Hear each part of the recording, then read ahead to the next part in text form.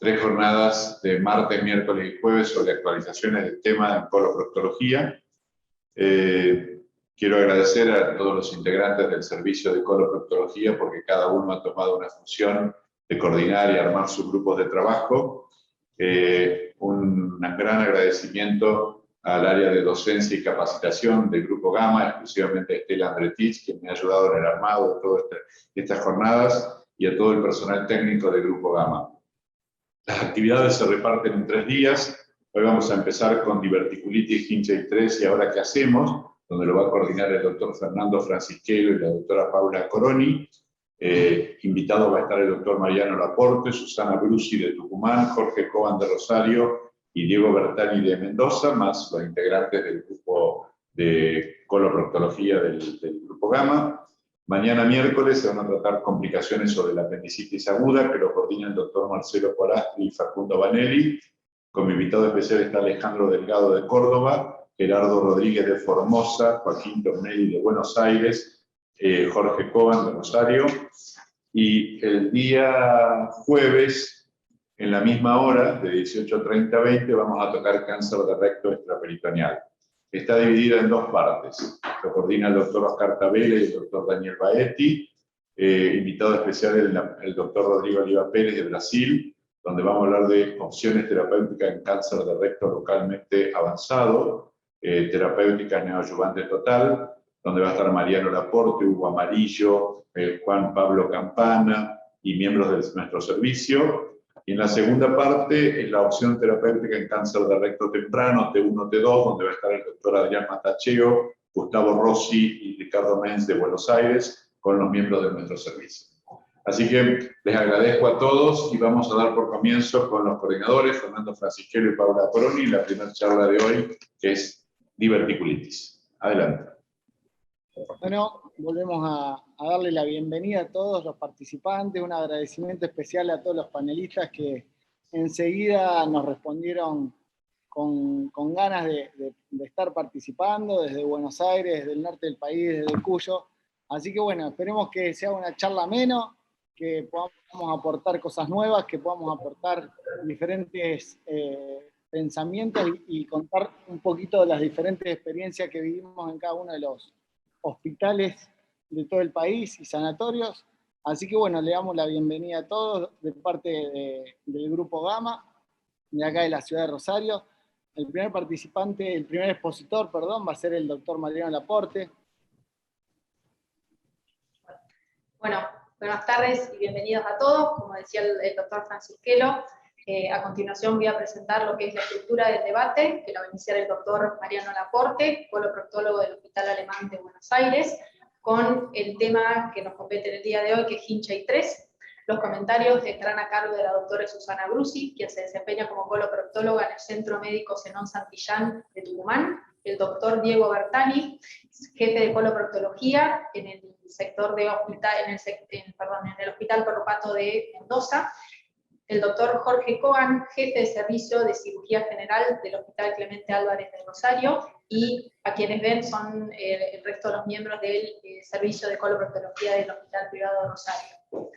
Sin más preámbulo, Mariano, te cedo la palabra para que empieces con tu presentación.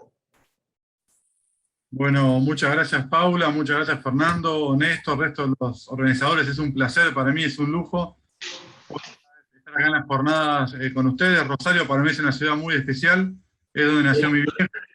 Tengo muchos primos, muchos familiares allá, he pasado veranos enteros yendo al club, a playa, años nuevos allá, y así que es un placer realmente estar con ustedes, compartiendo por lo menos vía Zoom esta pequeña charla. Ahora voy a compartir pantalla.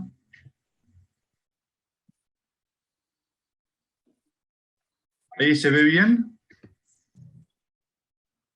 Sí, se ve perfecto. Perfecto. Bueno, vamos a hablar sobre diverticulitis Hinchey 3. Es un tema muy controversial, y la verdad que es muy difícil ponerse de acuerdo, pero bueno, vamos a tratar de ver si podemos encaminarnos hacia un acuerdo sobre el tratamiento de esta patología. Independientemente de lo que yo diga en la charla, y este es un trabajo muy interesante que ya surgió hace 6 años, que comparaban qué hacían los cirujanos cuando operaban una diverticulitis perforada, y se comparó cirujanos colorectales versus generales, y se vio que independientemente de la condición del paciente, es decir, independientemente del grado de hinche que tiene el paciente, lo que va a determinar la conducta o la táctica quirúrgica va a ser la experiencia del equipo quirúrgico. Es decir, podemos hablar mucho de hinche 3, de hinche 4, pero lo que va a determinar qué tipo de procedimiento vamos a hacer no va a ser el hinche en sí, sino va a ser la experiencia del equipo quirúrgico, ¿sí? Y ellos concluyeron que el cirujano es el factor predictor más importante para determinar qué táctica quirúrgica vamos a realizar nosotros. Ahora bien, de todo el espectro digamos, de la patología diverticular, vamos a basarnos simplemente en lo que es el hinche 3. Y acá quiero hacer unos segunditos de una aclaración. Me toca ser parte del comité de la Revista Argentina de Coloproctología. El año pasado, en septiembre del 2020, publicamos un número especial digamos, sobre el tratamiento de la patología diverticular, y generamos una especie de posiciones contrapuestas en hinche 3, justamente, donde el hospital italiano habló del lavado laparoscópico, y Maximiliano Bund, del hospital alemán, redactó un artículo sobre la patología, digamos, sobre el tratamiento quirúrgico, más que nada él digamos, teniendo a favor o apoyando un poquito más la chance de hacer una resección en agudo. Este debate está grabado, lo pueden ver en el canal de YouTube, ahí pueden ver el debate entero y también las opiniones de expertos, que es muy interesante como 15, 20 opiniones de expertos del mundo sobre, digamos, el tratamiento de este tipo de esta patología. Y ahora bien, haciendo una breve reseña histórica, sabemos que el tratamiento de esta patología ha ido evolucionando con los años. Hace muchos años se realizaba el tratamiento en 3 tiempos. Esto ya ha quedado prácticamente en desuso, reemplazándose por la cirugía de Darman. Y en los años siguientes, ya hace pocos años, relativamente, ha habido una especie de auge o difusión de la resección y anastomosis primaria en agudo con o sin ostomía. Y por último, el lavado laparoscópico ha tenido un gran desarrollo en los últimos años, y este es el primer trabajo publicado por un grupo irlandés, en el cual presentaron 8 pacientes con una recuperación muy buena en 5 o 8 días, y con ninguna reoperación. Y este trabajo sin duda cambió un poquito el paradigma de tratamiento de esta patología, y fíjense que tiene solamente 25 años. Y a raíz de este trabajo y de muchas experiencias posteriores, han surgido varios trabajos prospectivos randomizados, en el cual se comparaba el tratamiento de la patología diverticular, hinche 3 o hinche 4 eventualmente, en la urgencia, y vale la pena destacar estos 3 trabajos, que son del año 2015-2016, el Ladies, el Scandib y el Dilala. Son trabajos que debemos tener presentes cuando analizamos este tipo de patología. Respecto al Ladies, fue el primer trabajo surgido, en el cual inicialmente iba a comparar la mortalidad a 12 meses de los pacientes randomizados, como van a ver en este gráfico. Y este trabajo constó de dos etapas, digamos, de 2 ramas distintas. Una rama Lola y una rama Diva. ¿Sí? Iba a ser un trabajo prospectivo randomizado multicéntrico. Iban a hacer ellos en la rama Lola, iban a randomizar una razón de 2, 1, 1, con, digamos, 2 pacientes iban al lavado, uno iba al Harman y otro iba a anastomosis primaria. Esto fue la rama Lola. Por el otro lado tenemos la rama Diva, que se iban a incluir solamente los hinche 4, y se iba a randomizar 1 a 1 a razón de Harman y anastomosis primaria. Los autores calcularon una muestra de aproximadamente 264 pacientes, porque ellos estimaban un 15% de diferencia en la mortalidad. Ellos estimaban que el 10% de los pacientes del lavado iban a tener un cierto grado de complicaciones, versus el 25% de los pacientes que iban a resección posteriormente a la randomización, obviamente. ¿Y qué pasó con este trabajo? Y esto es importante destacarlo, esta rama, la rama Lola, debió ser interrumpida por razones de seguridad. ¿Por qué? Porque pasó completamente lo contrario a lo que los autores suponían. La mortalidad fue mucho más alta con el lavado, llegando a valores prácticamente del 40%, versus un 19% de la rama de la resección. Y la tasa de reoperación también fue mucho más alta en aquellos pacientes a los cuales realizaron un lavado. Y con toda la sepsis también hubo diferencias a favor de la resección. El 90% de los pacientes se pudo hacer un control adecuado de la sepsis cuando los pacientes fueron sometidos a sigmoidectomía, versus un 76% cuando fueron sometidos a lavados. Y una tasa no despreciable, obviamente, 9 pacientes debieron ser reoperados en el lavado por una peritonitis fecal y también por una perforación macroscópica, que no permitió que con el lavado el paciente pueda evolucionar favorablemente. Otro trabajo para destacar fue el Scandip, también publicado en el mismo año, cuyo principal objetivo fue comparar las complicaciones postoperatorias mayores, clavín mayor a 3, y compararon lavado versus resección. ¿Y qué pudieron ver ellos? Que con el lavado no se redujo la tasa de complicaciones postoperatorias, ni tampoco mejoraron los resultados postoperatorios. Por lo tanto, los autores concluyeron que el lavado no reduce las complicaciones mayores, por lo tanto no podían recomendar su uso. Y el último trabajo de esta diapositiva es el Dilala, publicado el año siguiente, en el cual fue un trabajo bastante discutible en cuanto a metodología, porque comparó lavado versus Harman realizado en forma convencional. Por lo tanto, creo que hay un sesgo bastante importante en este trabajo. Sin embargo, los autores concluyeron que el lavado presentaba una similar seguridad a la cirugía de Harman, comparando un número bastante bajo, 38 versus 36, pero los autores fueron bastante claros y ellos pudieron demostrar que el lavado no aumentaba la tasa de complicaciones cuando se comparaba con el Harman.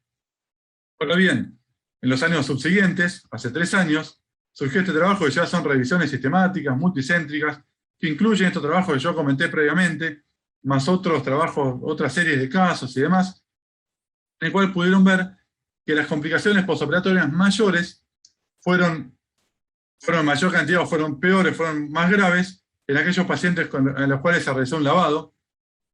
La tasa de recuperación fue mayor en aquellos pacientes cuando se le había realizado un lavado, y la mortalidad también fue mayor en aquellos pacientes que se les había realizado un lavado. Por lo tanto, los autores concluyeron que el lavado laparoscópico tiene mayor riesgo de complicaciones mayores cuando se lo compara a la resección, esto es hablando de Hinchey 3, pero vale la pena destacar también que cuando nosotros realizamos una cirugía de Harman, aproximadamente el 50% de los pacientes nunca va a ser reconstruido. Por lo tanto, es un valor, un número a tener en cuenta cuando nosotros eventualmente realizamos este tipo de procedimiento en la urgencia. Y cuando se realiza esta reconstrucción, este segundo tiempo, sabemos que la tasa de complicaciones no es despreciable. Por lo tanto, parecería óptimo pensar que la anastomosis primaria podría ser el tratamiento óptimo. Esto siempre y cuando solamente teniendo en cuenta el hallazgo intraoperatorio.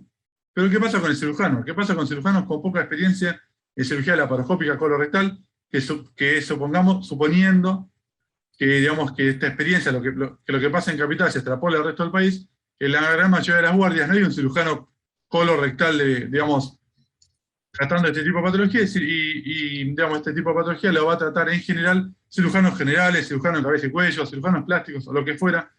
Por lo tanto, es bastante difícil plantear este escenario, por lo menos a nivel nacional. Y otro sesgo importante de los trabajos, que no hay una estandarización del lavado. Nadie explica exactamente cómo se debe realizar un lavado. Debemos realizar obviamente un lavado completo de la cavidad, pero ¿hasta cuándo debemos hacer una enterolisis, una adhesiólisis? Debemos desbloquear una eventual peritonitis a nivel del fondo de saco de Douglas. Este eventual desbloqueo puede generar una perforación macroscópica que puede determinar una falla de este tipo de procedimiento. Por lo tanto, una crítica que se le realiza al lavado es que no hay una estandarización clara de cómo lavar, hasta cuándo lavar, cuántos drenajes colocar. Hay un montón de cosas que no quedan claras. Por lo tanto, creo yo que esto le ha jugado en contra al desarrollo del lavado.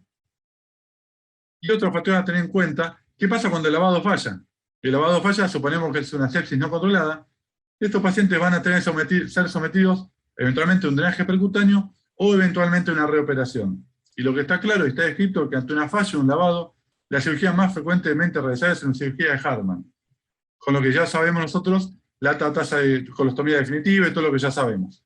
Y eventualmente dejar el riesgo de tener un cáncer perforado. Por lo tanto, es una contraindicación absoluta en caso de que encontremos una perforación macroscópica o una duda de diagnóstico. Cuando nosotros tenemos una duda que este paciente puede llegar a tener un tumor, en ese caso no estaría contraindicado realizar un lavado.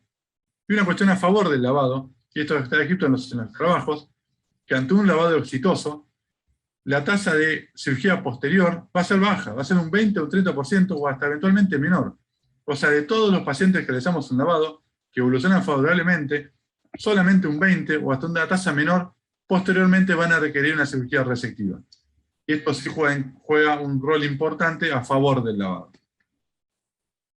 ¿Qué pasa con la Sociedad Americana de Coloproctología? Se expidió hace 6 años ya, y ellos recomiendan, ante un paciente con una diverticulitis perforada, la colectomía, como pueden ver en el punto 1, la resección.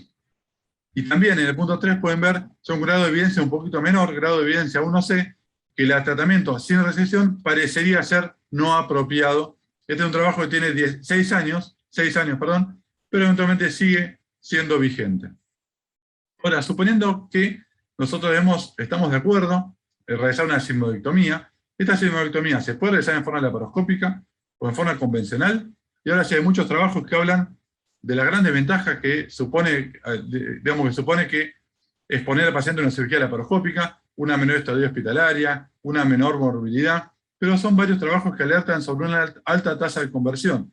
Hay que tener experiencia en tratamiento de patología colorectal programada, para después, en un segundo tiempo, el cirujano ya puede llegar a estar entrenado, tener experiencia para largarse a operar patología diverticular perforada. Es más compleja y esto habla de una mayor tasa de conversión y una mayor tasa de complicaciones posoperatorias cuando lo comparamos eventualmente con la cirugía programada.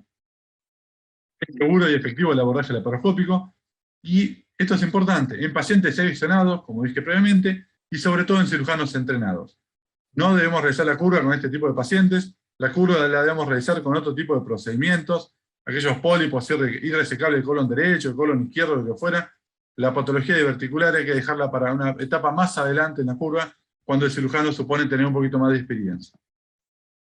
Este es un trabajo que hemos publicado hace 5 años del Hospital Alemán, en el cual nosotros comparamos la sigmoidectomía laparoscópica de guardia versus la programada, y lo cual nosotros podemos obtener como conclusiones que en la urgencia el tiempo operatorio es mayor, hay una mayor tasa de conversión. Esto sin duda habla de una técnica más demandante, y una mayor estadía hospitalaria, seguramente por el estado general del paciente. Ahora bien, suponiendo que le vamos a hacer una resección, como dije antes, lo vamos a abordar en forma laparoscópica, ¿qué cirugía le vamos a hacer?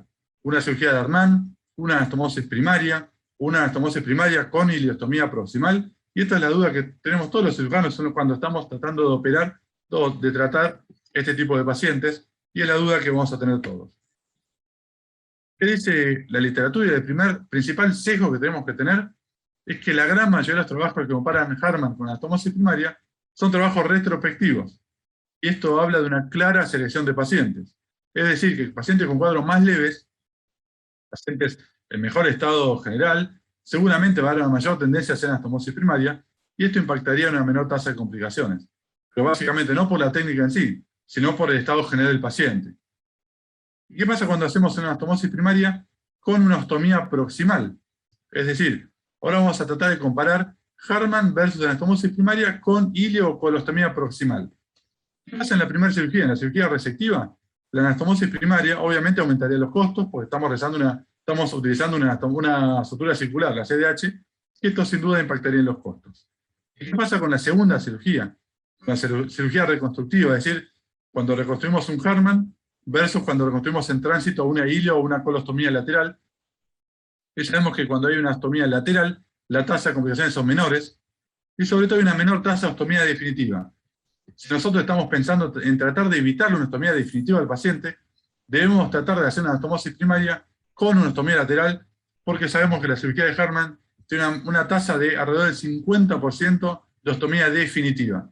Y esto sin duda va a impactar en la calidad de vida del paciente.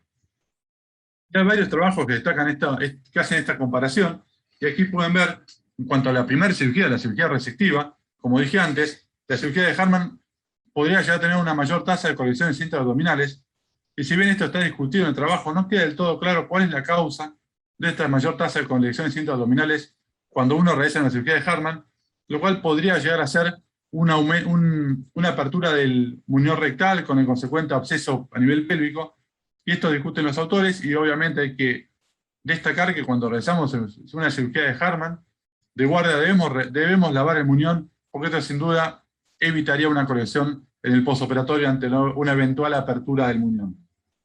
El tiempo operatorio va a ser menor cuando realizamos una cirugía de Harman, pero ¿qué pasa en la segunda cirugía? Y acá, como dije antes, el cierre de una ostomía lateral es mucho más simple, es más sencillo, esto impacta en una menor morbilidad y una menor una menor duración de la cirugía. Y como dije antes, las chances de no reconstruir nunca una cirugía de Hartmann son mucho más altas cuando se la compara con una ostomía lateral. ¿Y qué es lo que nos recomienda la Sociedad Americana de Coloproctología?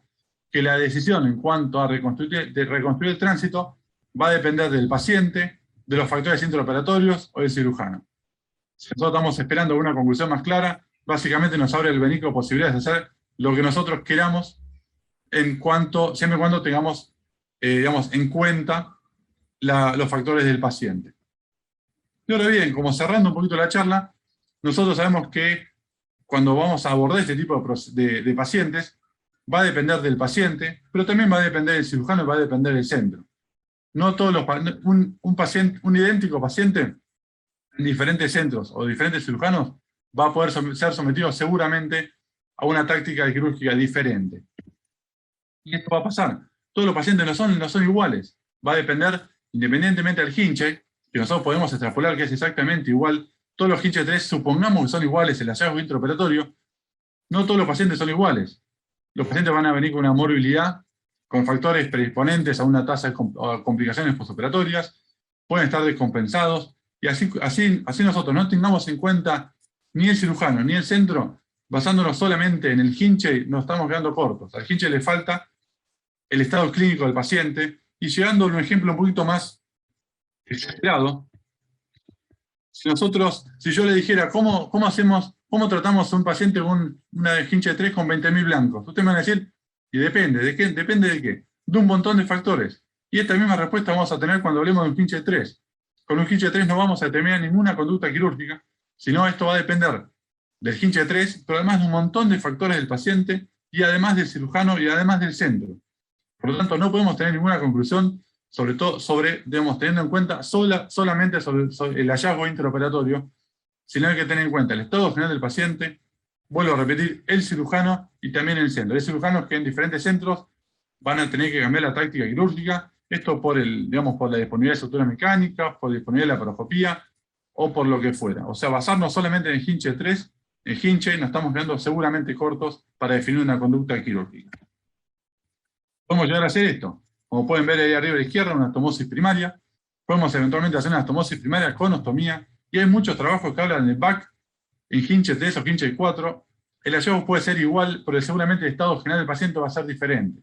Por lo tanto, un hinche 3 exactamente igual al intraoperatorio, podemos llegar a hacer una ostomosis primaria, con ostomía, sin ostomía, o eventualmente un abdomen abierto y contenido. Como conclusiones, del modo laparoscópico, sin duda resultados buenos, pero son inciertos. Hay ciertos beneficios, como dije antes, evitar una cirugía resectiva, menos del 20% de los pacientes van a ser sometidos a una cirugía resectiva posterior, y esto sin duda es un gran beneficio. Faltaría tener un punto clave, es la estandarización. ¿Hasta dónde debemos hasta dónde debemos desbloquear estas adherencias para lavar? Y sin duda esto impactaría en la experiencia del equipo quirúrgico. ¿Qué pasa con la falla del lavado? Y esto está descrito, cuando el lavado falla, probablemente el paciente vaya a una cirugía de Hartmann, y estos pacientes se hubieran sido abordados inicialmente con una ostomosis primaria, o le podríamos haber evitado una ostomía. Hay ciertos beneficios, como dije antes, de la cirugía resectiva, hay beneficios ya conocidos del abordaje laparoscópico, pero como dije antes, en cirujanos entrenados, con experiencia en patología colónica, y cuando se compara a Hartmann versus una ostomosis primaria, tener en cuenta los sesgos de los trabajos, y sin duda el paciente, pero más que nada el equipo quirúrgico que está actuando y el centro donde estamos actuando. Si quieren, si me permiten, Fernando y Paula, ¿puedo presentar un caso clínico y lo vamos charlando o quieren dejar los casos clínicos? ¿Pueden? No, por favor, sí. Dale. Ahora, supongamos que tenemos un hombre de 60 años, con un dolor abdominal en fosa izquierda de 3 días de evolución, como antecedentes una hipertensión, nada más. Tenemos una colonoscopía normal hace 4 años, solamente con divertículos a nivel del sigma. El paciente se presenta con una hemodinámicamente estable, febril, pero el abdomen ya nos llama un poquito la atención, es doloroso en forma generalizada, tiene dolor a la descompresión, y como pueden ver en el laboratorio tiene leucocitosis y tiene aumento de la PCR. En primer medida se le pide una ecografía que no fue muy categórica, por lo tanto saltamos a la tomografía. Aquí pueden ver algo burbujas a nivel perihepático. No sé si la llegan a ver. Hay algo de líquido libre, hay burbujas a nivel del mesenterio, no sé, ahora ahí las pueden ver, y un plastrón diverticular con líquido libre a nivel del fondo del saco de Douglas. Con estos hallazgos, con burbujas perihepáticas a nivel centro abdominal, más el líquido libre, más el plastrón diverticular y la leucocitosis, el dolor abdominal del paciente, decidimos una conducta quirúrgica. Y en la cirugía lo que vamos a encontrar es lo siguiente. Realizamos un lavado profuso de la cavidad. Créanme que esto era un hinche 3, una peritonitis purulenta generalizada que no se pudo grabar, pero sí había una peritonitis purulenta generalizada. Pero ahora bien, cuando empezamos a desbloquear estas adherencias, se ven como las romas, hay una gran dilatación del intestino delgado. El paciente obviamente estaba en buen estado general, compensado hemodinámicamente, por lo tanto se deseó el abordaje laparoscópico. Como pueden ver también el intestino delgado no está muy dilatado, no hubo un gran hilio, el paciente fue operado rápido. Y con estas maniobras, básicamente vamos a desbloquear esto, y una vez terminado el lavado profuso de la cavidad, con mucha solución fisiológica, aquí está discutido si hacer eventualmente una prueba neumática para ver si hay una perforación macroscópica. Claramente no hay una perforación, es simplemente un plastrón diverticular en un hinche 3, como esto nos puede pasar a diario. Posterior al lavado, desbloqueamos las mínimas adherencias que había con el intestino delgado, ingresamos al fondo del saco de Douglas, vemos que no hay una colección, no hay grandes adherencias, no hay una perforación macroscópica, y creo que este es el paciente problema. Este es el paciente en el cual nosotros tenemos que definir qué conducta realizar. No hay una perforación macroscópica, como dije antes, era un hinche 3, créanme, una peritonitis purulenta generalizada, pero como pueden ver el sigma luce bastante inocente, es un plastrón diverticular. ¿Qué hacemos ahora? Estas son las opciones. Si querés, Fernando, no sé, plantear un poquito, organizar un poquito, si tienen alguna opción, alguna pregunta para hacerme, o qué es lo que haría cada uno con este paciente.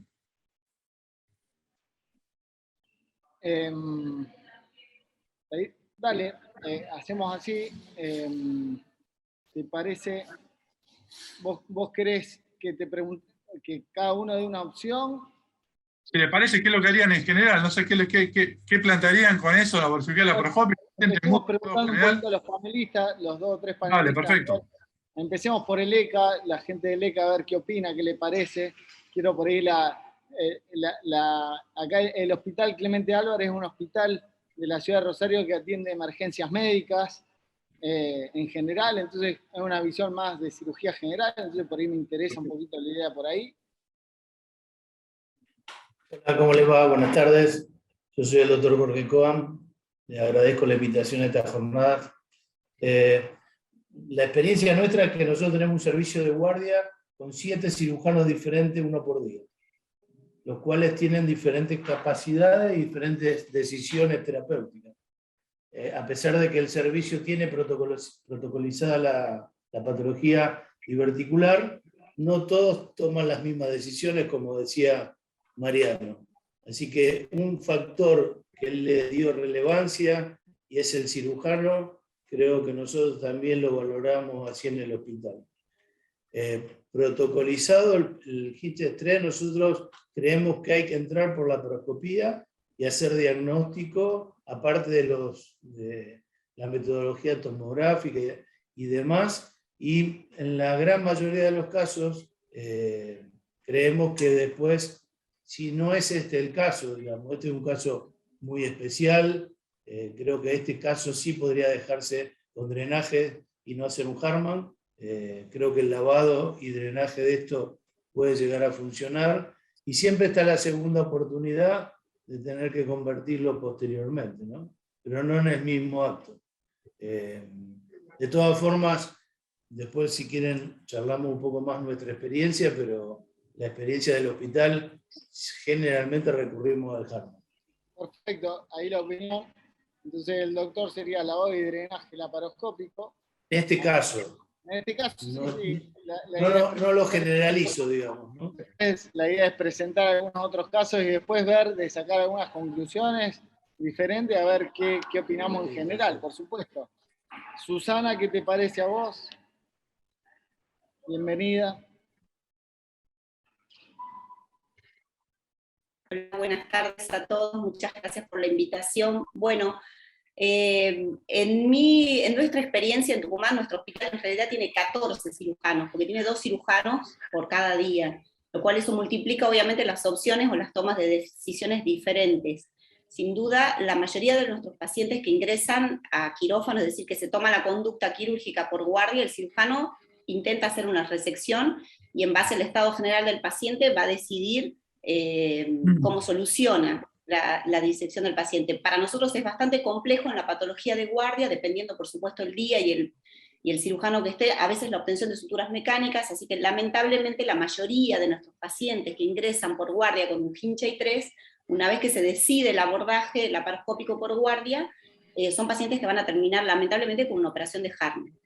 En este caso puntual, porque hemos tenido casos similares, sí podríamos hacer un lavado y drenaje, pero en realidad nosotros lo hemos usado en nuestra experiencia a modo de contemporizar al paciente, sacar de la situación de sepsis para posterior, una vez internado en sala, mediante la unidad de coloproctología y mediante la gestión para que el paciente tenga los materiales de sutura, son pacientes que se difieren y se operan en un segundo tiempo, si por supuesto el estado general del paciente lo permite, ¿no? Así que creo que serían las 2 opciones, dependiendo del cirujano, hacer un lavado y drenaje, me parecería lo ideal para contemporizar al paciente, pero diría que más de un 80% de nuestros pacientes terminan con un Hartmann. Esa es la realidad en nuestro medio, ¿no? Bien. Bueno, Mariano, yo me voy a abstener un poquito de la respuesta en este caso, porque si no me voy a adelantar de una conclusión que tengo pensando después de lo que vos presentaste, y no hay que apurar a lo mejor a después, con los otros casos, terminar tapando un poquito las opciones. Sí. Pero, a ver, contanos qué hicieron, qué pasó. Este paciente hicimos una resección en anastomosis primaria, pero yo creo que ese candidato ideal para la gente que está más a favor del lavado laparoscópico podría llegar a ser una situación ideal. Un Hinchey 3 sin una perforación macroscópica, capaz el cirujano no con experiencia, patología colorectal en urgencia, puede ser factible realizar un lavado, ¿sí? Yo tengo el sesgo de la cirugía resectiva de guardia y asumo eso, así que yo personalmente le realicé una anastomosis primaria sin ostomía, pero es un candidato ideal, una cirugía en un centro muy particular, que creo yo que no hay que extrapolar, no es extrapolable al resto de los centros donde yo mismo trabajo. Es una conducta que probablemente no lo hubiera hecho en otro lado, ¿se entiende? Y ahora, supongamos que el hallazgo, misma tomografía, mismo paciente, supongamos que el hallazgo es esto. Ya no es un ¿Puedo hacer una pregunta? La resección de anastomosis la hiciste te quería consultar, ¿la resección de anastomosis la hiciste laparoscópica o abierta? No, laparoscópica, sí, porque es un centro donde tenemos todo, tenemos las suturas, estamos operando capaz a las 2 de la mañana con los mismos insumos que tenemos a las 8 de la mañana. Pero esto, vuelvo a repetir, en un centro, trabajo en otro centro a 3 cuadras y probablemente no lo hubiera podido realizar. Pero ahora bien, supongamos que el hallazgo es esto. Paciente exactamente igual, el mismo paciente que yo comenté antes, la misma tomografía, pero ya tenemos una periodontitis fecal, ahí ven el fondo de saco de Douglas, y lo más importante, ven esta perforación macroscópica. ¿Llegaron a ver ahí? ¿Se vio, no? Y ahora sí, volvemos a repetir. Mismo paciente, mismo estado hemodinámico, pero con un hallazgo completamente distinto. Ya creo yo, el lavado ya no tendría opción, no hay chance de esta perforación macroscópica, es una contraindicación absoluta para realizar un lavado. Así que ya básicamente depende de la sutura, depende de un montón de cuestiones. Hacer un procedimiento resectivo sin duda parecería ser lo más prudente. Y en este caso, como dije antes, se prefirió hacer una sigmoidectomía en agudo. Vean como los planos ya no son tan sencillos como una cirugía programada. Ya el intestino delgado en hilio genera algo de trastornos en la visualización, no es tan fácil ver, no son tan fáciles los planos, pero en cirujanos con experiencia creemos que es factible poder realizar este tipo de procedimientos.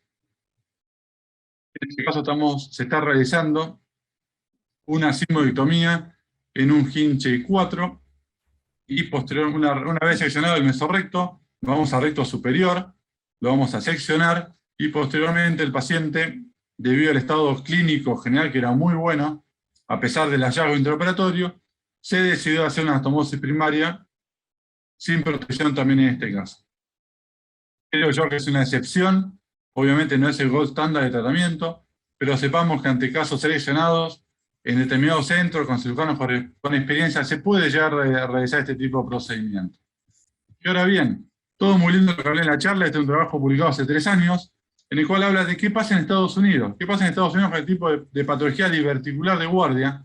Y pasa lo siguiente, un estudio que incluye del 98 al 2011, o sea, un gran espectro de años, y se vio que de más de 124.000 pacientes operados, el 96% fueron a Hartmann. Y esto pasa en Estados Unidos, donde se supone que tienen mucho más medios que nosotros. El 96% de los pacientes con diverticulitis perforada fueron a la cirugía de Hartmann hasta el año 2011. Y ustedes me van a decir, seguramente cambió. Del año del 2011 ahora tenemos 10 años. ¿Qué pasó posteriormente? Y acá vengo con este trabajo. Vean el último recuadro nada más, en el cual pueden ver que no ha cambiado tanto. El 92,4% de los pacientes operados en Estados Unidos van a cirugía de Hartmann y solamente el 7,6% van a anastomosis primaria, con o sin ostomía proximal. Por lo tanto, es muy interesante todos los artículos que vemos, la anastomosis primaria, la factibilidad de hacerla, pero sabemos que en la práctica todavía estamos muy lejos de poder difundir esta técnica como un gold standard. El gold standard sigue, o la cirugía más frecuentemente realizada sigue siendo la cirugía de Hartmann, sin dudas. Ahora me toca ser parte del comité de la revista argentina de coloproctología, en el cual ahí lo veo a Marcelo, que también forma parte, y también está Hugo. Así que nada, simplemente pedirles que nos manden trabajo, estamos tratando de hacer crecer la revista, estamos en las redes, en Instagram, en Twitter, Facebook, LinkedIn, YouTube, y donde ustedes quieran, estamos muy abiertos a los trabajos del interior, lo que quieran, así que esperamos los casos. Esto fue todo, nada más, muchas gracias. Y no los paro más, está hablando Diego, me parece. Aspecto totalmente benigno. Oh, Mariano, gracias por el PNT, muy linda charla.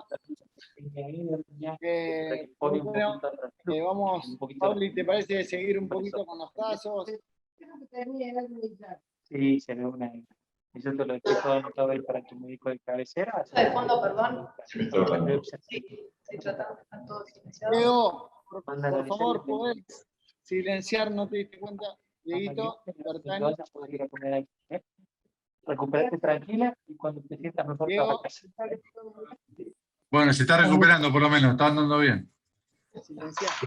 Bueno, Mariano, excelente la charla. Creo que nos diste un panorama a todos, más que nada a los cirujanos generales, de cuál es el tratamiento de pincha y o qué opciones tienen.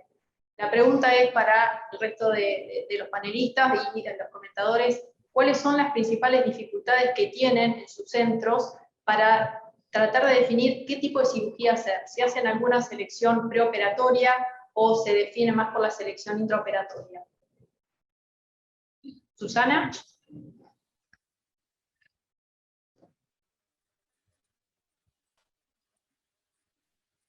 Bueno, en realidad creo que las dificultades que tenemos son múltiples. Me imagino que las dificultades que pasamos en Tucumán probablemente se pasan en muchos centros que no son centros de referencia en Buenos Aires, y por supuesto eso se puede extrapolar a todo el país.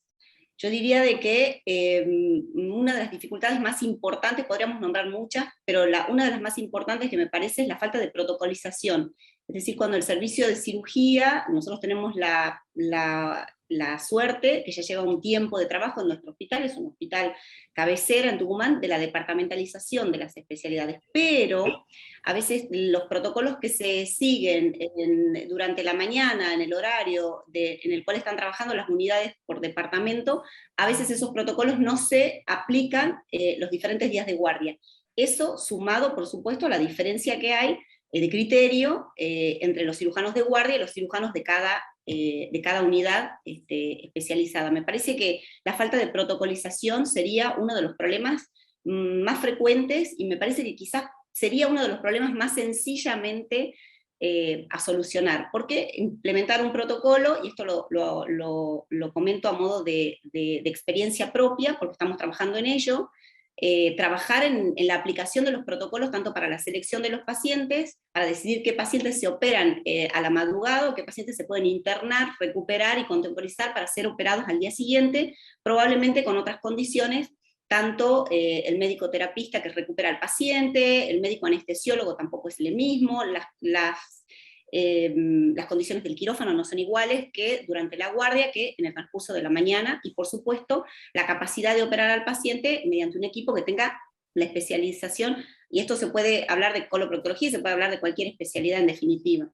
Así que me parece que uno de los ítems más importantes a trabajar es la protocolización de los pacientes para seleccionar qué tratamiento y en qué momento operar a cada paciente. Y por supuesto esto hay que sumarle todos los otros problemas que seguramente se repite en cada uno de los ámbitos de trabajo. Por supuesto, la gestión de la falta de suturas, la necesidad de la creación de bancos de suturas mecánicas para situaciones de urgencia, y esto no solamente ocurre en el hospital público, sino también aparece obviamente en los hospitales o en la actividad privada, por una situación de financiación de obras sociales. Es decir, me parece que es bastante complejo. Sin embargo, yo creo que aplicando un protocolo, y ese protocolo aplicado a los cirujanos generales que están en la guardia, me parece que ganaríamos muchísimo, tanto en la selección de los pacientes como en la cirugía que le ofrecemos a los pacientes. Y esto quizás podría mejorarse. A veces se piensa que es necesario que haya un coloproctólogo en todas las guardias para hacer una sigmoidectomía con una anastomosis primaria. Y probablemente no sea así, porque un cirujano general con experiencia en cirugía de urgencia, con algunos tips de protocolo, por ejemplo, la movilización del ángulo, como dijo Mariano, el lavado del muñón rectal, la sección a nivel del promontorio, etcétera, etcétera. No me voy a explayar en eso, porque todos son situaciones de la técnica quirúrgica que conocemos. Quizás protocolizando esas pautas quirúrgicas, mejoraríamos mucho los resultados y nos acercaríamos un poquitito más a tener por lo menos menor morbilidad en los pacientes. Perfecto. Doctor Coa, ¿tienen las mismas dificultades que tiene la doctora Cruci en Tucumán? Mira, nosotros tenemos protocolizado tanto el estudio como el tratamiento. El problema es que el criterio del cirujano de guardia difiere de día a día, a pesar de los protocolos. Y por otro lado, otro factor que también nos encontramos con incapacidad para resolverlo es el stock de cajas de cirugía laparoscópica, que muchas veces en el horario que hay que operar una patología diverticular perforada no están disponibles. O sea, nosotros tenemos mucha cirugía en el día y probablemente cuando llega la noche no hay cajas para operarlo. Esa es una dificultad también que contamos. Bien.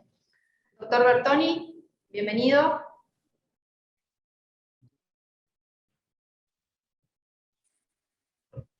Diego Bertoni. No nos escucha. Bueno, yo le quería hacer dos preguntas a Mariano y que por ahí sirve mucho para el cirujano general. Hola. Hola. Hola, soy. ¿Qué tal? ¿Cómo les va? Buenas tardes. Pido disculpas por mi retraso, en principio no se dieron cuenta, pero bueno, pido disculpas por el retraso. Hola Mariano, muy buena la charla que escuché. Y saludo a toda la gente que está comentando. En principio, yo creo que estoy de acuerdo con lo que dijo Susana, que la protocolización es algo muy importante y que en general sirve para disminuir los errores y mejorar el tratamiento. Me parece que otra cosa importante es la falta de equipos que hay en muchos lugares, porque creo que algo de eso dijo Mariano. Hay lugares donde, si bien contás con el equipo de la laparoscopía, si estás en un lugar público, por ahí en ese momento no tenés cajas y demás, entonces eso por ahí es un tema que hay que tener en cuenta y hay que tratar de solucionarlo. Por otro lado, nosotros estamos a favor y nos parece bien cuando está bien indicado. Y creo que también es otra cosa que tiene que protocolizarse, y que eso también, por un lado, permite después eso que lo pueda evaluar el coloproctólogo o el cirujano especialista, pero vuelvo a repetir, cuando está indicado y sabiendo hacer la prueba hidroneumática, etc. Creo que esas son cosas importantes a tener en cuenta. Gracias, Diego. Tenía dos preguntas para Mariano, aprovechando para después pasar a los casos clínicos. Con respecto al tipo de resección que se realizan en el contexto de, sabiendo que es una diverticulitis, ¿en todos son con criterios oncológicos? ¿En pacientes tanto que uno sepa la colonoscopía o que el paciente no cuente con dicho antecedente?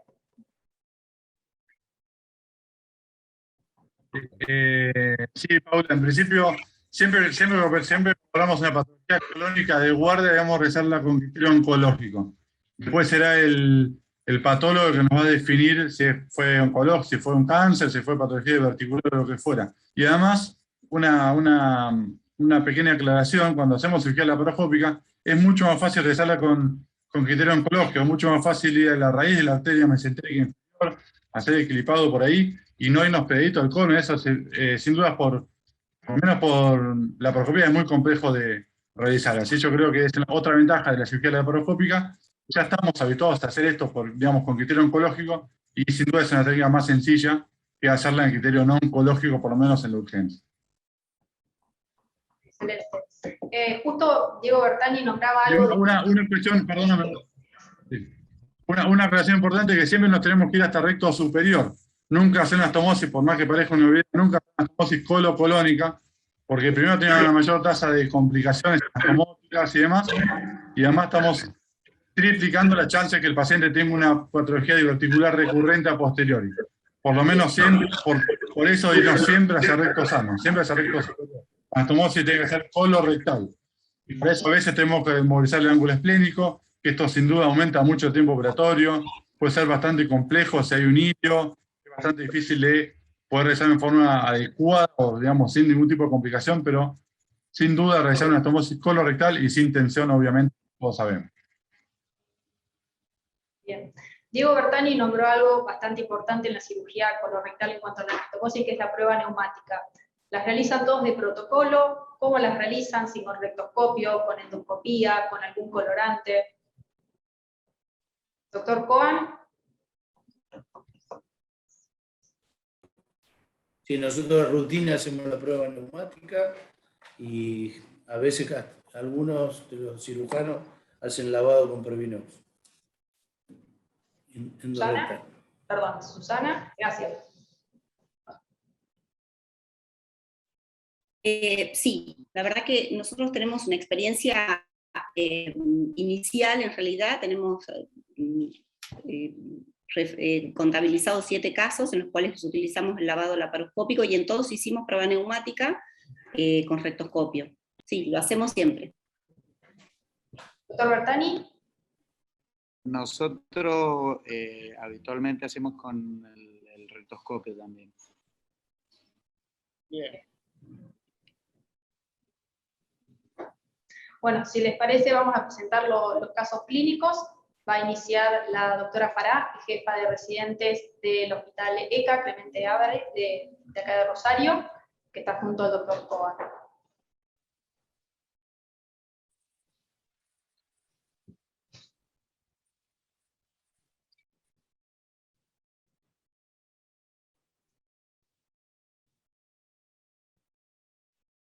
Buenas tardes a todos, muchísimas gracias por invitarnos. Mi nombre es Paula Fará, yo soy jefa de residentes del Clemente Álvarez. Lo que vamos a hacer es presentar un caso clínico y la estadística de nuestro hospital. En nuestra experiencia, nosotros tenemos protocolizado el manejo de la diverticulitis aguda complicada. Nosotros siempre realizamos una tomografía de abdomen y pelvis con contraste endovenoso previa a la decisión terapéutica, y depende de los hallazgos se va a decidir el tratamiento. En el Hinchey 1 se hace tratamiento antibiótico endovenoso, en el Hinchey 2 punción bajo imagen y en caso de no ser posible, un lavado laparoscópico. El Hinchey 3, según el score de gravedad que usamos el índice de Mannheim, se considerará resección anastomosis con ileostomía de protección o un ARMAM, y el Hinchey 4, cirugía de ARMAM siempre, con la posibilidad del abdomen abierto y contenido, según lo que evalúe el cirujano que lo opere. Entre septiembre del 2019 y septiembre del 2021 tuvimos 73 casos de diverticulitis, de los cuales 57 fueron Hinchey 1A, tuvimos 2 Hinchey 1B, 2 de ellos fueron Hinchey 2, que le hicimos tratamiento percutáneo, 12 fueron Hinchey 3, con una edad promedio de presentación de 44 años, y en ellos el abordaje laparoscópico fue en un paciente y 11 fueron abordados por laparotomía. En el caso clínico presentamos una paciente de 48 años, una mujer que ingresó estable hemodinámicamente.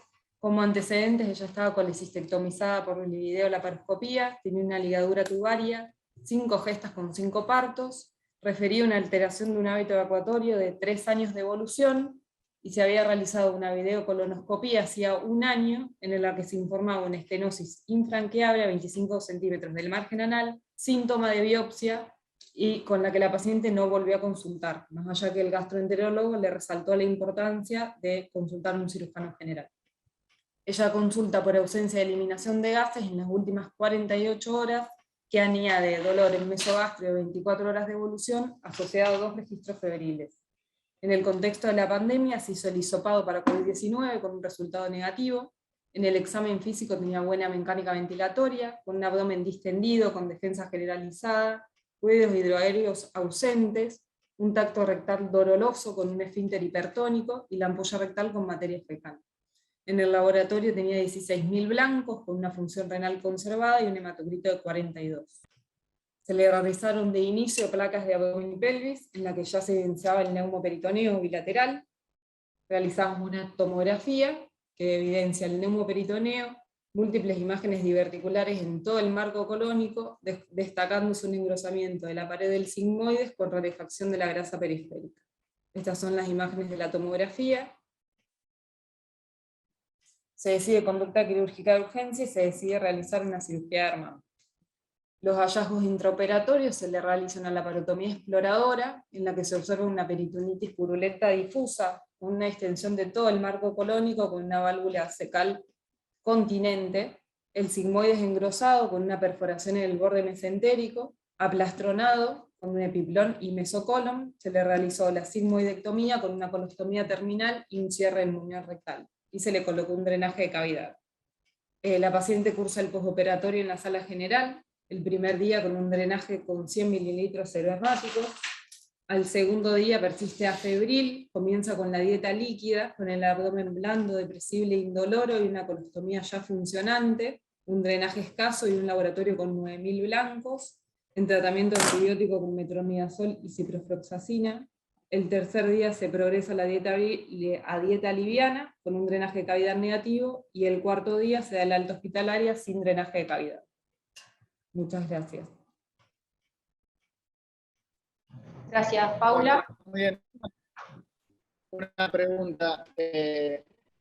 Alta con colostomía, y después pasó algo más, intentaron anastomosar algo. El acto operatorio no, se hizo un Harman típico sin anastomosis. Está bien, pero después Alejado. ¿el paciente lo volvieron a ver o no? Sí, nosotros los pacientes los controlamos, y en el postoperatorio después, calculo que habrán sido 4 meses aproximadamente, se le programa la cirugía programada. Con la anatomía patológica con resultado diverticular. Bueno, muy bien. En realidad quería aclarar que esto es lo más típico nuestro en el hospital. Hay casos aislados que hemos tenido otras conductas, pero digamos como conducta hospitalaria en el Clemente se lleva a cabo este tipo de patología y el tratamiento acorde, ¿no? Tuvimos 2 pacientes a los que se le realizó resección anastomosis, un paciente con muy buena evolución, con ileostomía de protección, y otro paciente todo lo contrario. La verdad que no tuvimos una buena experiencia, y la verdad que fueron los únicos 2 casos que realizamos una resección anastomosis en la primera cirugía. No tenemos mucha experiencia en realizarlas. Una pregunta, ¿ustedes ahí en el hospital no tienen laparoscopía de urgencia? No sé quién habla, pero sí tenemos. El problema es que no tenemos gran disponibilidad de cajas. Entonces lo que hacemos habitualmente, se usan muchas cajas laparoscópicas durante el transcurso del día, en cirugía pseudo programada, porque hay mucha urgencia del día anterior, y cuando llegan los casos, esto a la noche o a la madrugada, por ahí la disponibilidad de caja no es así. Y la disponibilidad de suturas también. Genial, mi pregunta era, Diego Bertani habla, estoy al lado de Francisquelo y le estoy usando su micrófono para que no nos acoplemos. Está bien. Mi pregunta iba, lo otro que te quería preguntar es, ¿era una perforación abierta cuando resecaron o la pudieron ver? Porque de eso no te escuché bien. Sí, sí, era una perforación abierta en una paciente obesa que se hubiera beneficiado con el lavado laparoscópico, aunque sea sin poder completar el Hartmann, pero el lavado de la cavidad por laparoscopía creemos que es muy importante y después a veces hay que convertirlo, ¿no? Claro, yo lo que quiero que, por ahí algo que quede claro, creo que es muy importante lo que hacen la gente del alemán con la resección y anastomosis, pero creo que no nos tenemos que olvidar del lavado peritoneal, como decía recién, cuando está bien indicado, hay que aprender a hacer digamos, a protocolizarlo, hacer el lavado primero de las partes superiores del abdomen, después la parte inferior y hacer después una prueba hidroneumática para ver si hay una perforación. Cuando ya hay una perforación hay que hacer una operación de Hartmann o una resección y una anastomosis, pero por ahí, si esta paciente no hubiese tenido esto y uno tuviera la posibilidad, que es lo que nos pasa por ahí nosotros en el hospital público también, que no tenemos caja, uno tuviera la posibilidad, estos pacientes se benefician. Y una cosa que nos sucede muchas veces con estos pacientes, por ahí, y sobre todo los pacientes jóvenes, es que después uno nunca más los opera. Tenemos muchos casos de eso, donde son pacientes que después los evaluamos, uno los trata solo con el lavado y nunca más los opera. Claro, por eso era mi pregunta, que ese es uno de los problemas de Hartmann, la reconexión, que es lo que falla después de Hartmann, que es lo que todos los trabajos dicen que es lo más difícil de hacer, y por eso es que no... pero bueno, ahí volvemos a lo mismo. Acá creo que nos adelantamos un poquito a las conclusiones que queríamos sacar al final, que es la idea de por qué la anastomosis primaria, porque justamente la gran diferencia es que el cierre de ileostomía es mucho más factible, y es que ahí es donde está la gran diferencia y la retransitación del paciente. Pero bueno, sigamos si quieren con los Fernando, casos. una pregunta. Sí. ¿Qué conducta tiene el paciente subocluido o ocluido? ¿Lo anastomosan igual? En el paciente subocluido o ocluido, si también la indicación de anastomosis está presente, después de la resección. Porque por lo general tenemos gran distensión de asas, de colon y a veces de delgado, y la decisión de hacer una anastomosis en esos casos a veces no es tan fácil. Claro, sí, obviamente por ahí es paciente por paciente, ¿no? Claro. Es como el que decide siempre es el cirujano según cómo está todo. Por eso lo importante de la protocolización, y también hay una realidad, estamos comparando, estamos acostumbrados a leer trabajos del resto del mundo, de todos países de primera línea, donde hay centros de derivación enormes, con disponibilidad de caja laparoscópica, con disponibilidad de sutura, y nosotros estamos, si se fijan por ahí, estamos presentes de la mayoría de los coloproctólogos y algunos cirujanos de las ciudades más grandes de la Argentina. Imagínense lo que debe pasar en los pueblos y en las ciudades más pequeñas de la Argentina. Por eso está la discusión, que es lo mejor. Pero bueno, yo no me quería adelantar para no adelantar las conclusiones, presentar los casos y ver a ver cuál es. Una aclaración, Fernando, ¿puedo decir algo? Sí, claro. Me pareció muy bueno el caso clínico, pues el caso, sin duda el caso ejemplo, que esto pasa en el país, pasa en todos lados. Y no es que pasa en el interior, pasa en capital. Yo tengo la suerte, mala suerte, la desdicha de trabajar en el hospital alemán y en muchos lugares también. Y en el hospital alemán, quizás con el mismo paciente, se hace anastomosis primaria y camino 3 cuadras, voy a otra clínica y no hay sutura mecánica, ese paciente va a terminar rezando quizás haciendo un Hartmann abierto, o porque no hay caja, o por lo que fuera. Por lo tanto, podemos hablar mucho de los trabajos, es muy lindo el lavado, es muy lindo la anastomosis primaria, pero al fin y al cabo, cuando no hay sutura mecánica, ya no hay mucho que discutir, el paciente sin duda va a ir a un Hartmann, a nadie se le va a ocurrir hacer una anastomosis primaria manual a las 3 de la mañana. Por lo menos a mí. Susana, ¿querés iniciar con tu caso clínico? Sí, ahora mismo, pero comparto pantalla.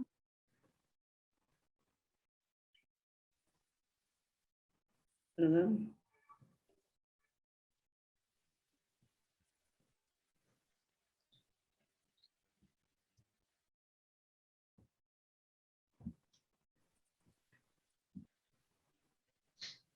Bueno, el caso clínico lo va a presentar María José Romero, que es residente de tercer año del Hospital Centro de Salud, así que le doy la palabra a ella, estamos aquí juntas. Buenas tardes, mi nombre es María José Romero, yo soy residente del Hospital Centro de Salud Senado Santillán, de la ciudad de Tucumán, y bueno, muchas gracias por la participación, por la posibilidad de la participación en este evento. El caso que vamos a presentar es una paciente femenina de 62 años, que ingresa por guardia de nuestro hospital. Hay que aclarar que la paciente presenta una internación previa en un sanatorio privado, de 72 horas anteriores. Lo que motivó la consulta a nuestra paciente fue un dolor abdominal en fosa ilíaca izquierda e hipogastrio de 5 días de evolución. Ella presentaba como antecedentes patológicos ser hipertensa, obesa y presentar artritis reumatoidea. Como antecedentes quirúrgicos refería una colecistectomía laparoscópica y una cesárea.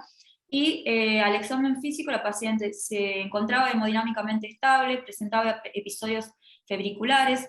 El abdomen se encontraba doloroso, distendido, con focalización en fosa ilíaca izquierda. Se le realiza un laboratorio de guardia en el cual como datos positivos tenemos un glóbulos blancos de 13.500 y una hemoglobina de 8,4. La paciente se le realiza una tomografía en la cual podemos observar un envarecimiento de la grasa con presencia de divertículos en el marco colónico, con predominio del colon sigmoideo. Se observa inflamación peridiverticular y la presencia de un absceso a nivel de la raíz del mesenterio. Por lo cual, la conducta de la unidad de coloproctología fue la realización de un drenaje, un lavado laparoscópico, en la cual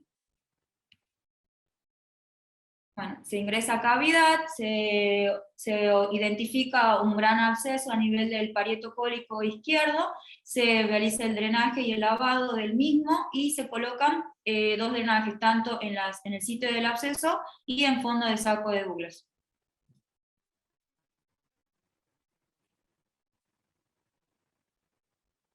La paciente al segundo día postoperatorio evoluciona de manera tórpida, se encontraba febril, taquicárdica, con el abdomen doloroso, distendido y con reacción peritoneal, los drenajes con débito purulento, catarsis negativa, se le realiza un laboratorio por guardia en el cual presenta un aumento de los glóbulos blancos de 15.000, por lo cual se decide una exploración quirúrgica.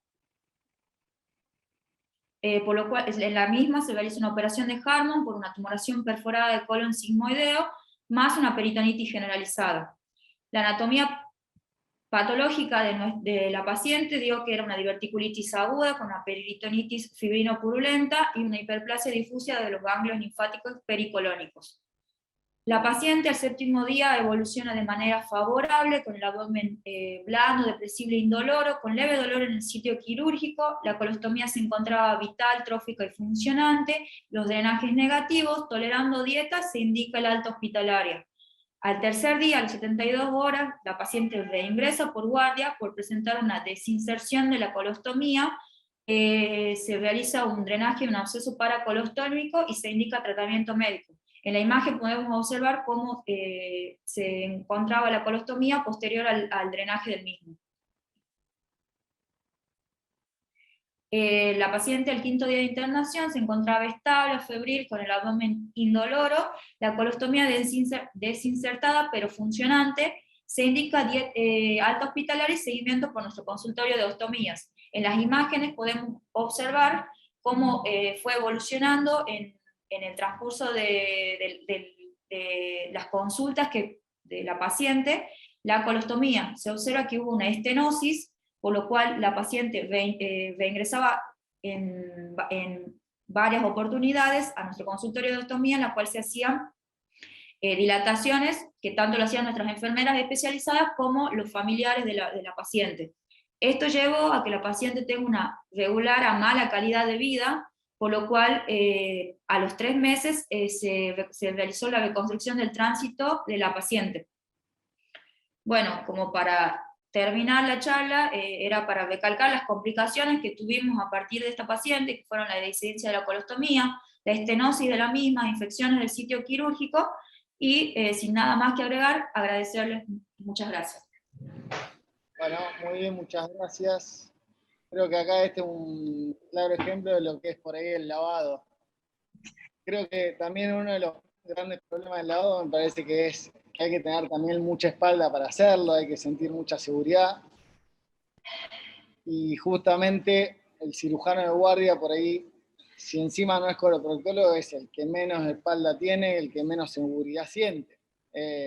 No sé, bueno, eso o el miedo cuando uno hace el lavado, decir, bueno, no observamos la perforación, pero si la perforación está con todas las asas extendidas y en realidad simplemente no la vimos porque a pesar de la prueba neumática es negativa, creo que ese es uno de los miedos más grandes que tenemos, por lo menos yo, a la hora de decidir en el momento hacer un lavado. En este caso la pudieron reoperar y salió bien, podría haber salido también mal, ¿no? Y creo que bueno, eso. Yo querría hacer un comentario. En nuestra experiencia en los últimos años, cada vez que charlamos de lavado y drenaje o de diverticulitis Hinchey 3, escuchamos casuísticas de todas partes del mundo, leemos de nuestros colegas centros de referencia en el país, y eso muchos cirujanos generales tratan de reproducir en la guardia, hacer un lavado y drenaje, porque además nos sacamos de algún modo, primero intentamos sacar al paciente del cuadro séptico y contemporizar al paciente, porque la verdad que operar por vía laparoscópica un paciente con un tumor diverticular que a veces está adherido a estructuras, a la pared lateral, a veces no es tan sencillo, entonces se ha tomado a veces como con cierta banalidad la realización del drenaje laparoscópico y dejar un drenaje y esperar la evolución del paciente. Y otra cosa, esto lo digo incluso como lo pusimos al caso clínico un poco para criticarnos y para sacar algunas de las conclusiones, y por supuesto el seguimiento, es decir, el momento que decidís hacer un lavado y drenaje del paciente tenés que tener un muy buen seguimiento diario por el mismo equipo quirúrgico y por supuesto un soporte de terapia, etcétera, para poder ofrecerle al paciente realmente el seguimiento adecuado, de decir, hemos dejado el foco séptico probablemente y quizás en 12, en 72, en 24, en 48 horas tengamos que volver a ingresar al paciente a quirófano para solucionar la situación clínica, ¿no? Susana, fue muy bueno el caso, y lo que se ve claramente cuando el lavado falla va a Hartmann. Esto está claro, y lo mostraste en el caso clínico. Esto es así, está aquí. O sea, ante una falla de lavado va a Hartmann.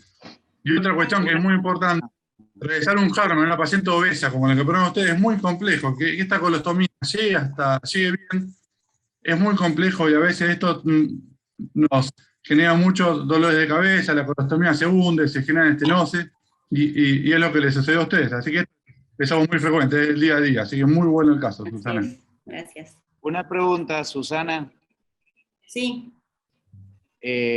Cuando hicieron el lavado, no sé si estuviste vos en ese, pero cuando hicieron ese lavado, hicieron una buena prueba aeroneumática y demás para ver si tenía perforación o no. Bueno, hola Diego, la verdad que lo primero que te contestaría es si yo estuve en el lavado, pues eso se hizo durante el horario de la mañana y el equipo de coloproctología, la cirugía fue finalmente el Hartmann, se hizo por guardia y lo hizo el equipo de cirujanos de guardia porque el paciente desmejora durante el fin de semana. Otra situación también a destacar que por ahí les pasa a muchos en sus hospitales o sanatorios.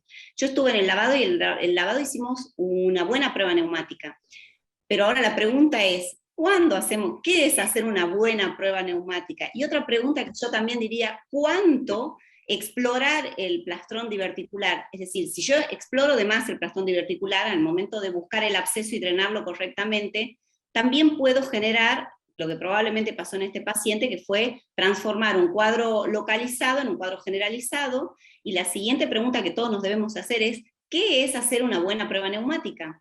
Porque parece como que todos tenemos mucha experiencia en hacer pruebas neumáticas con el lavado de drenaje, pero probablemente no es así, porque quizás esto es alguna técnica que estamos implementando en nuestros servicios hace 2 años, 3 años, algunos que tengan más experiencia probablemente 5 años, me parece que no más de ese tiempo.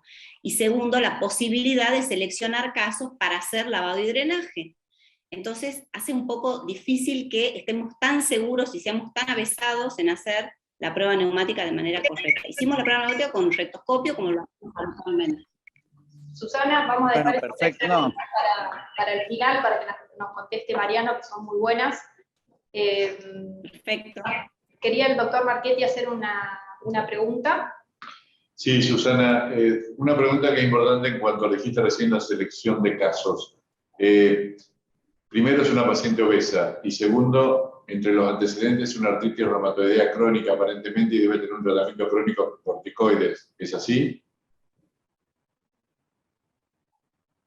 Es así. La paciente estaba bajo tratamiento, el tratamiento más habitual de los pacientes con artritis reumatoidea. Sabemos que son pacientes sometidos a dosis más altas o menos altas de corticoides de manera crónica, así que por supuesto que eso fue una de las situaciones que motiva a que uno decida hacer un lavado y drenaje y contemporizar el paciente para operarle en otras condiciones, ¿no? Gracias. Perfecto. Vamos a seguir con el último caso del doctor Bertani, y posterior, si llegamos, vamos a presentar un caso clínico que se presentó el último fin de semana acá en el Hospital Privado de Rosario. Bueno, el caso lo va a presentar una de nuestras residentes de tercer año, la doctora Florencia Barbera. Florencia, te damos para compartir pantalla. Bienvenida también a vos. ¿Cómo están? Buenas tardes. Espérenme que voy a apagar el audio de la compu. ¿Se ve la pantalla ahí? Sí, sí. Sí. Se ve.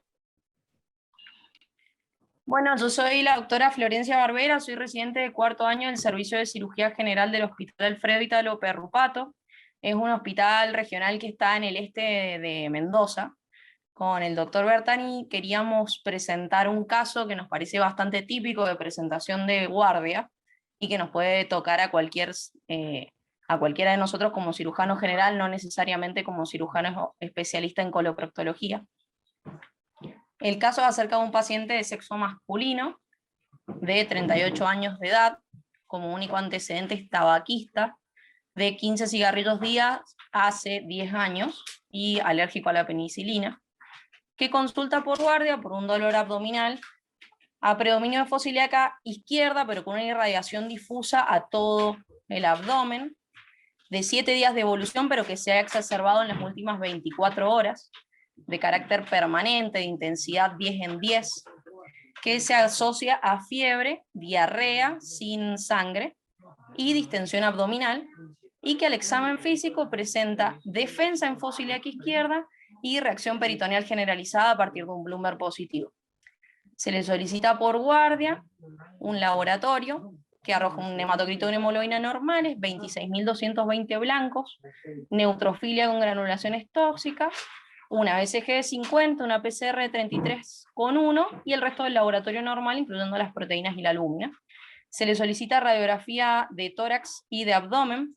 Se piden de pie y acostado. Las placas de pie no se pudieron realizar por el intenso dolor del paciente y debieron realizarse sentados. No se observa neumoperitoneo. Ante la clínica del paciente se decide la intervención quirúrgica y se realiza una cirugía de Harman y colocación de drenaje por peritonitis purulenta generalizada y probable diverticulitis sigmoidea perforada. La cirugía fue realizada de manera convencional por cirujanos generales, no especialistas en coloproctología. Se clasifica en el postoperatorio como una diverticulitis aguda Hinchey 3 por su peritonitis purulenta generalizada.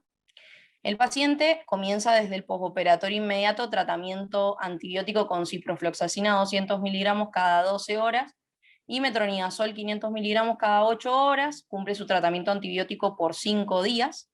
Tiene una muy buena evolución postoperatoria, su ostomía está vital y comienza a funcionar a partir de las 48 horas postoperatorias.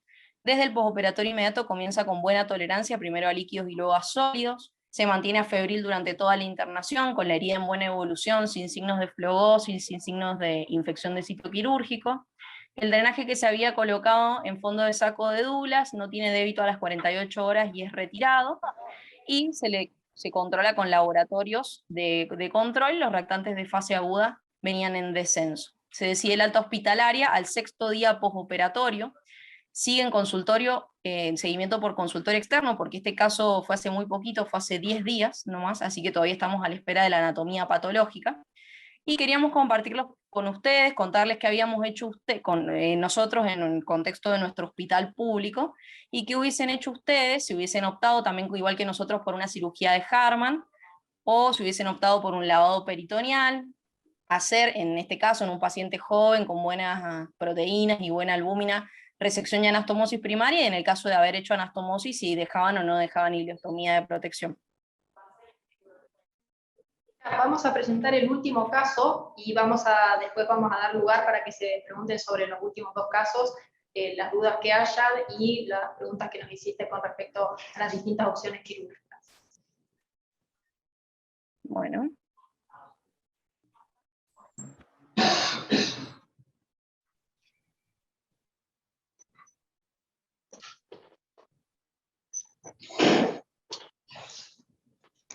Bueno, buenas tardes, mi nombre es Juan Gil y yo soy fellow de primer año de reproductología del Hospital Privado Rosario. Vamos a presentar un caso de diverticulitis aguda tratado recientemente el sábado por la madrugada. Es el caso de una mujer de 64 años que, como dije, ingresa el sábado a la madrugada con un cuadro clínico de 72 horas de evolución de dolor abdominal a apnea del abdomen izquierdo, asociado a un registro febril en su domicilio, según lo refería, sin otras manifestaciones asociadas. Como antecedente, la paciente presenta un índice de masa corporal de 39, es hipertensa, diabética, asmática, una internación reciente, una neumonía que quería en la comunidad, que había completado tratamiento antibiótico, tenía una colecistectomía convencional, una laparotomía exploradora, un anexo de histerectomía por una peritonitis secundaria en foco ginecológico en el año 2004 en otra institución, que posterior a eso se había adentrado y había recibido una ventroplastia, algún rechazo de malla y al menos 4 cirugías, no refería a ella, para ir retirando malla y otra cirugía de pared abdominal. Al examen físico en su ingreso se encuentra febril y hemodinámicamente estable, el abdomen globuloso con múltiples cicatrices, lógicamente, blando, depresible, doloroso, fosilidad izquierda con defensa y descompresión, el resto sin particularidades. Se solicita un laboratorio donde tiene un hematocrito de 39, 38.400 glóbulos blancos, una falla renal con urea de 155 y creatinina de 1,2, y una velocidad de procedimentación de 85, una PCR de 174. Se le solicita una tomografía en la que se informa neumoperitoneo con burbujas subdiafragmáticas, el flanco izquierdo y el retroperitoneo, ocupando el espacio pelvis-renal izquierdo, la arteria palipocólica y pelvis, abundando formaciones diverticulares en el colon sigmoide, destacándose engrosamiento parietal de una de ellas, asociado a una colección con un nivel hidroaéreo en el borde mesentérico del colon sigmoide, en contacto con el psoas, que mide 93 por 44 milímetros. Con estas son las imágenes de la tomografía. No sé si llegan a ver, se ve el neumo-retroperitoneo. Esta es la colección que presentaba la paciente, los cortes axiales. Lo mismo, el neumo y las formaciones diverticulares. Y lo mismo en el corte coronal, el neumoperitoneo, y esta es la colección de 9 centímetros. Con todos estos hallazgos y la clínica de la paciente, se decide hacer una cirugía. Se aborda por la laparotomía, se había pensado la idea de hacer la laparoscopía, pero por los múltiples antecedentes que presentaba la paciente se desestimó.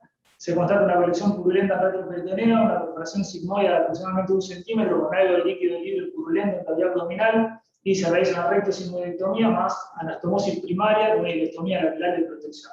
Estas son algunas fotos de lo que era el abdomen de la paciente con las múltiples intervenciones que presentaba, y la foto de la pieza que esto es reciente. Actualmente la paciente de momento se encuentra todavía cursando el postoperatorio en unidad de terapia intensiva, vinculada al respirador, con estabilidad hemodinámica, requisitos hepatrópicos, oligoanúrica, con la ileostomía vital y los drenajes abdominales de momento negativos.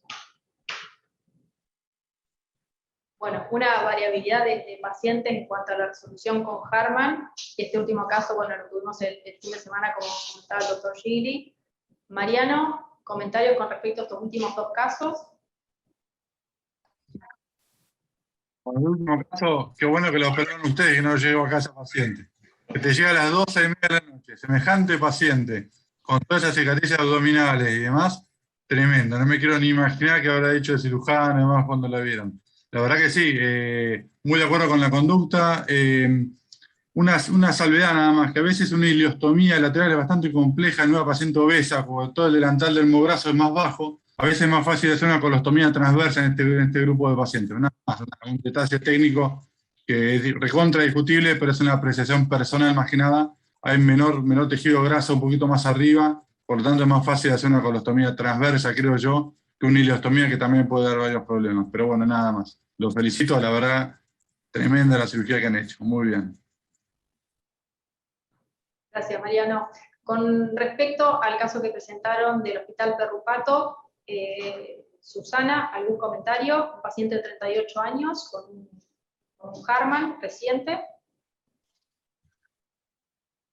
Sí, bueno, me parece que la conducta que tomaron es la conducta que probablemente nos pasaría lo mismo a nosotros, decidiríamos hacer un Harman, porque si el paciente ingresa por guardia y no hay posibilidades de hacer una anastomosis primaria, me imagino que sería un paciente que va a Harman, obviamente con la intención de reconstruir ese paciente a posterior, ¿no? Pienso que hemos visto dos pacientes, estos últimos dos casos, totalmente o diametralmente opuestos, un paciente que se podría quizás en otro lugar o con otro equipo quirúrgico, no lo sé, o en un lugar con la posibilidad de tener materiales quirúrgicos disponibles durante las 24 horas, quizás sería un paciente que se podría haber hecho una anastomosis primaria, ¿no? Pero por supuesto, siempre como lo dijimos durante toda la charla, depende de la disponibilidad a veces de los materiales, ¿no? Y bueno, por supuesto el segundo caso es un caso tenemos que salvar la vida del paciente, no hay mucho más que hacer, drenar ese retroperitoneo, probablemente sea un caso para pensar incluso en hacer una cirugía de control de daño, ¿no? El último caso, ¿no? Por eso digo, son pacientes muy diametralmente opuestos. O Fernando, quería opinar que Clemente Álvarez, el último paciente, probablemente hubiera quedado con un abierto y contenido. No sé si no... Creo que por la guardia del ECA, un paciente con una peritonitis difusa, con una retroperitonitis, es muy probable que en el hospital se tomaría la conducta de dejar un abierto y contenido. Perdón, ¿y por qué le dejarían un abdomen abierto y contenido? Porque en general, cuando nosotros indicamos en un paciente un abdomen abierto contenido, a pesar de que tenga una retroperitonitis, lo que valoramos es si ese paciente tiene hipertensión abdominal, si no la podemos cerrar, etcétera, porque después, digamos, el manejo de los pacientes, sobre todo en los pacientes obesos, ¿no? Con un abdomen abierto y contenido, la verdad que las complicaciones que trae también son importantes. Entonces, es un tema a discutir. Sí, por supuesto, es un tema discutible. Pero digo, en el hospital somos muy proclives en estos cuadros de peritonitis difusa y con una retroperitonitis a tomar conductas de este tipo. Bueno, no tanto por la presión intraabdominal, sino por la gravedad de la infección. Obviamente creo que hay que opinar viendo el caso y estando en el quirófano. No, obviamente, eso siempre, a ver, con el diario del lunes somos todos muy habilidosos y sabemos todo, pero de todas formas creo que el mensaje, digamos, de dejar un abdomen abierto y contenido tiene que ser algo. Nosotros tuvimos una experiencia en otro hospital en el cual yo trabajaba, que es uno de los hospitales cabecera de Mendoza, donde en un momento a todas las peritonitis difusas se les dejaba abdomen abierto y contenido. Y la verdad que los pacientes después, las eventaciones son muy grandes, los manejos de los pacientes son complejos, muchos de esos pacientes hacen fístula y demás. Yo creo que el abdomen abierto y contenido, así como esto que hablábamos recién de la diverticulitis, a pesar de lo difícil que es y decidir cuándo es un Hinchey 3, cuándo es Hinchey 4 y demás, a pesar de todas esas dificultades, creo que hay que tratar de protocolizarlo, porque a veces menos es más y a veces hacer de más también es contraproducente. Entonces, el lavado peritoneal diagnóstico, en mi caso, y es una opinión personal, creo que hay que hacérselo no todos los pacientes, hay que también caso por caso. Yo quisiera agregar, disculpa Fernando, agrego así visto este caso, visto ese caso así a la distancia, por supuesto, en nuestro hospital probablemente este paciente se hubiera hecho una cirugía de control del daño y probablemente hubiera quedado con un abdomen abierto y contenido, porque podría suponer, visto a la distancia, de que ese abdomen no es tan sencillo de cerrar después de la cirugía. Seguramente el paciente tiene con una retroperitonitis que tiene además una mortalidad arriba del 80%, así que seguramente Un paciente así de obeso, después de hacer una resección, una sigmoidectomía, es muy complejo de cerrar. Así que en nuestro hospital quizás el paciente, o si hubiera un cierre diferido del abdomen. Nosotros hemos pasado por una etapa en la cual teníamos muchísimas complicaciones porque se sobreindicaba el abdomen abierto y contenido, y la única indicación era una peritonitis fecal. Esa etapa se dejó un poquito de lado, por suerte, y se fue evolucionando, y actualmente este caso que presentaron probablemente hubiera sido para un cierre diferido y para una cirugía de control del daño, en el caso de que el paciente, por supuesto, sobreviva. Estamos hablando de una mortalidad altísima, ¿no?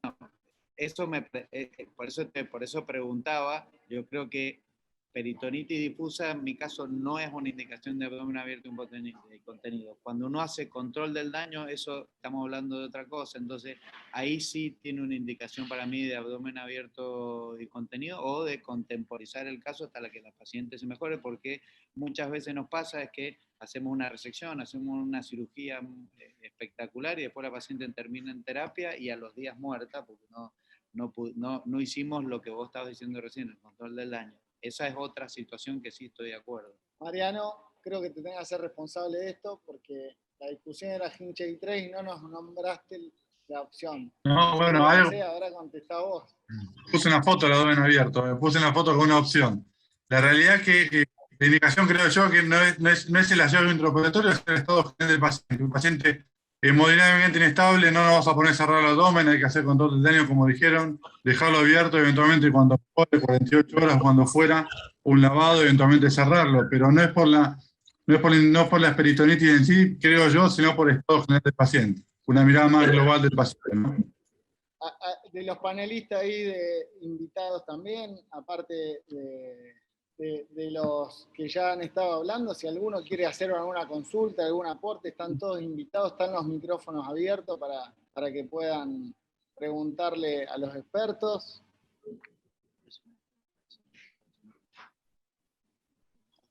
Bueno, ya que nadie se anima a preguntar nada, creo que me interesó mucho lo que dijiste, Mariano, que creo que para mí me voy a quedar como una conclusión propia, que el Hinchey 3 es insuficiente para tomar decisiones.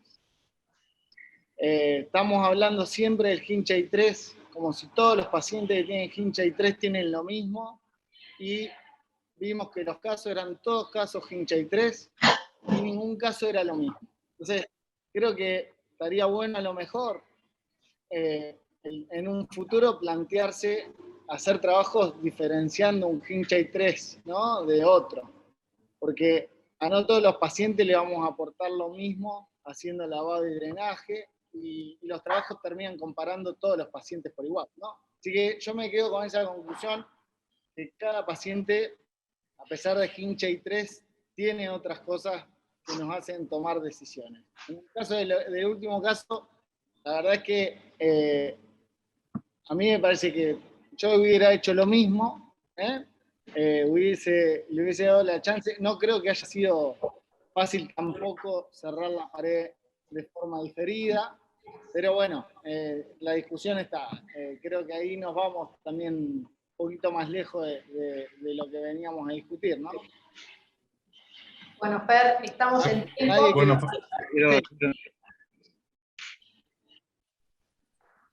sí, Paula. No, estamos en tiempo, nos queda un ratito para la última aclaración o la conclusión de Mariano, y ya estaríamos cerrando.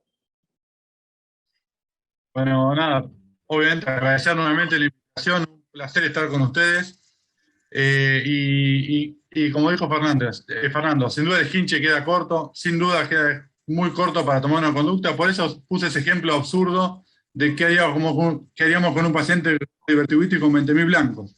Es básicamente lo mismo que tomar una decisión solamente con el hinche. Creo que no se puede tomar una decisión con el hinche nada más, ni como con los blancos y nada más, obviamente en forma absurda, pero ese creo que es el mensaje. El hinche solo aporta algún dato, pero no va a definir ningún tipo de tratamiento quirúrgico, sin duda. Y otra cosita más también que no discutimos mucho en definitiva, porque fueron surgiendo estos casos, es que al final tampoco quedó tan claro el Hartmann versus anatomosis primaria en regla general, que creo que también es una discusión, porque estamos haciendo siempre Harman, en Estados Unidos hacen el 92% y son referencia. ¿Y cuál es el problema del Harman para mí? Es el cierre, la retransitación. Creo que es un problema que no es fácil. Creo que es ahí donde está la falla más grande. Entonces, no sé, Mariano, si te parece que habría que destacar más que la indicación general sería la anastomosis primaria, como se puede hacer, ¿no? Para que quede como conclusión, a ver qué opinan Susana, Diego y Mariano. Yo me tomo 20 segundos. Sí, básicamente, el Harman es lo que más se hace en Estados Unidos, imagínense, acá en Argentina es mucho más todavía. Hay que ver por qué, hay que tratar de ver qué es lo mejor para el paciente. Sin duda, una anastomosis primaria es mejor para el paciente, a nivel de calidad de vida posterior, lo que fuera. Pero si no estamos en el centro adecuado, no tenemos los medios adecuados, más vale hacer lo que estamos seguros de hacer, que probablemente sea un Harman, y una salvedad también con el sistema, por lo menos acá en Capital, el sistema de salud, probablemente el cirujano que está tratando al paciente de guardia no va a ser el mismo que haga la cirugía electiva a posteriori, ¿se entiende? Por lo tanto, hay una cierta sobreindicación de la cirugía de Harman, eso está claro. Exacto, creo que por ahí la falta de compromiso con el paciente también, o sea, creo que el Harman en el momento de hacerlo también para el cirujano lo más rápido y lo más seguro, y no tiene ese compromiso. A mí me había gustado un estudio que había leído en el 2012, no lo leí en el 2012, que comparaba el Harman con la anastomosis primaria, pero se obligaban a cerrar a todos los pacientes la ostomía a los 3 meses. Entonces comparaba esas complicaciones de cada una de las cosas, y de las anastomosis primarias con cierre y ileostomía, el 90% se había podido cerrar contra el 50% que se había podido anastomosar de vuelta en el Harman. Eso creo que está bueno destacarlo, y que la conclusión aparte es que los costos, tanto de un cierre y ileostomía con una retransitación de Harman, son mucho más altos en el Harman. La estancia operatoria y las complicaciones postoperatorias de una retransitación de Harman son mucho mayores que en el cierre de ileostomía. Entonces creo que, como en mi opinión, está bien que soy coordinador y nada panelista, pero en mi opinión, si se puede hacer, si tuviéramos todos los medios, creo que estaría bueno que algún día empecemos a pujar por eso, para que tengamos los médicos, los medios necesarios, no dependamos tanto de las obras sociales, de la salud pública.